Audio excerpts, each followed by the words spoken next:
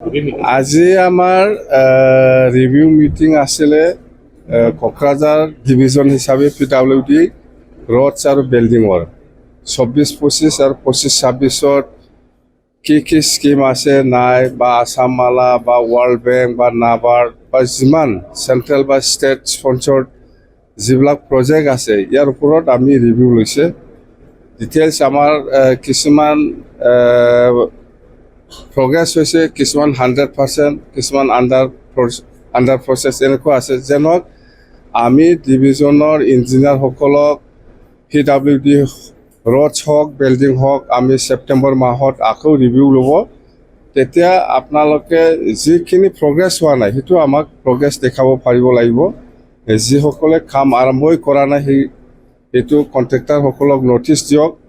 যাতে আমি ছেপ্টেম্বৰ যিটো আকৌ ৰিভিউ মিটিং হ'ব ইয়াত আমি যাতে ডিটেইলছ পাই যিখিনি 100% হৈ গ'ল এইটোতো হৈ গ'ল কিন্তু বহুত বাকী আছে এতিয়াও ৰডছ আৰু বিল্ডিঙত কিছুমান কাম আৰম্ভই হোৱা নাই যেন হওক ইয়াৰ পিছত আমাৰ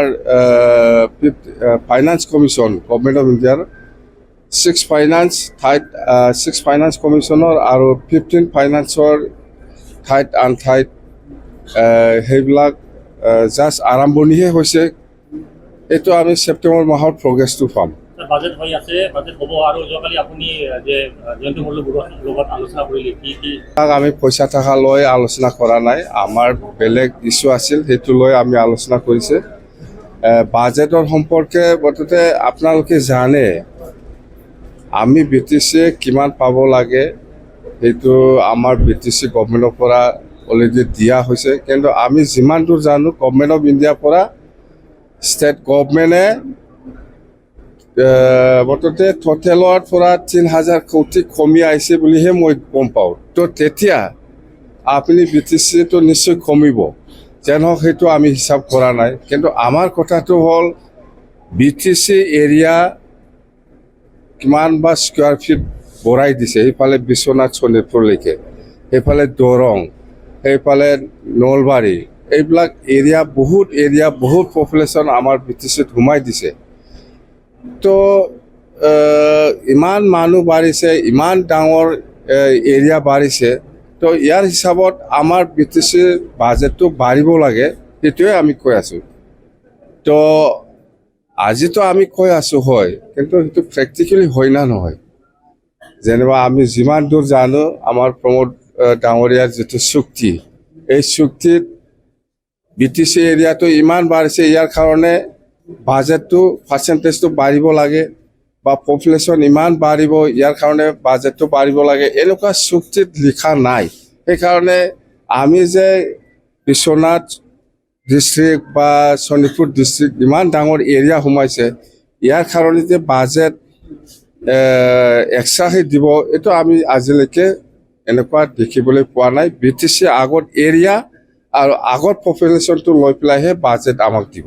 যেনিবা প্ৰমোদ ডাঙৰীয়া এইফালে নলবাৰী কিমান বা এৰিয়া সোমাইছে দৰঙৰ কিমান বা এৰিয়া সোমাইছে শোণিতপুৰত কিমান বা 1000 এৰিয়া সোমাই দিছে বিশ্বনাথত সোমাই দিছে এইবিলাক চুক্তি কৰিছে চুক্তি কৰাৰ পিছত এইখিনি এৰিয়াৰ কাৰণে যে বাজেট লাগিব সেইটো খাণ্ড জ্ঞান নাই তো এতিয়া আমি কি কৰিম না এইফালে কৰিব পাৰে এই অঞ্চলৰ মানুহবিলাকে এনেকুৱা হৈ আছে এতিয়া গভৰ্ণমেণ্ট অফ আসামৰ পৰাও একো নাপায় আমিও BTC দিব ইচ্ছা কৰিলেও দিব নোৱাৰে এতিয়া ইয়াৰ ৰেছপনচিবলটো কোনে ল'ব এতিয়া চুক্তি কৰিছে আপুনি এইখিনি এৰিয়াৰ কাৰণে বাজেটটো বাঢ়িব লাগে এইবিলাক চুক্তিত থাকিব লাগিছিল না নাই এতিয়া আমি ইমান বিপদত পৰিছে মানে আমি ইচ্ছা কৰিলে তাতে কাম কৰিব নোৱাৰি এতিয়া যেহেতু চুক্তিটো কৰিছে এৰিয়াটো সোমাইছে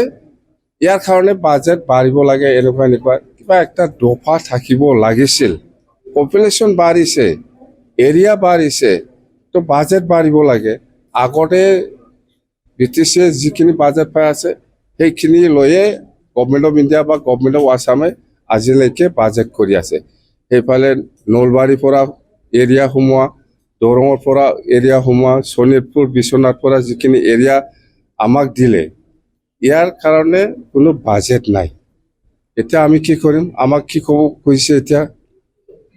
ইমান ডাঙৰ ডাঙৰ পণ্ডিত আছে, আপচু লিডাৰ, আপোনালোকে কি কৰিলে এতিয়া? আমি কি কৰিব লাগে কওঁ এতিয়া?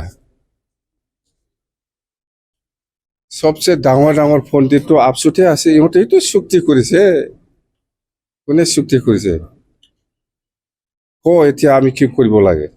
যোৱা 5 বছৰত ইহঁতে কি কৰি আহিছে? এতিয়া আমাক দোষ দিব বিচাৰিছে একো কৰা নাই বুলি। কিন্তু আমি কৈছো ষ্টেট গভৰ্ণমেণ্টক আমি আজিলৈকেও প্ৰেছাৰ কৰি আছে যে সেইখিনি এৰিয়াৰ কাৰণেতো কিবা একটা দিয়ক, আমি যাতে কিবা একটা কাম কৰিব পাৰি। এইটোই কথা।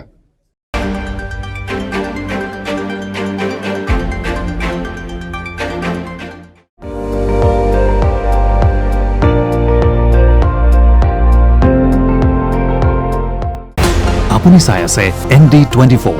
সৰ্বশ্ৰেষ্ঠ নহয় সৰ্বোত্তমৰ দৌৰ।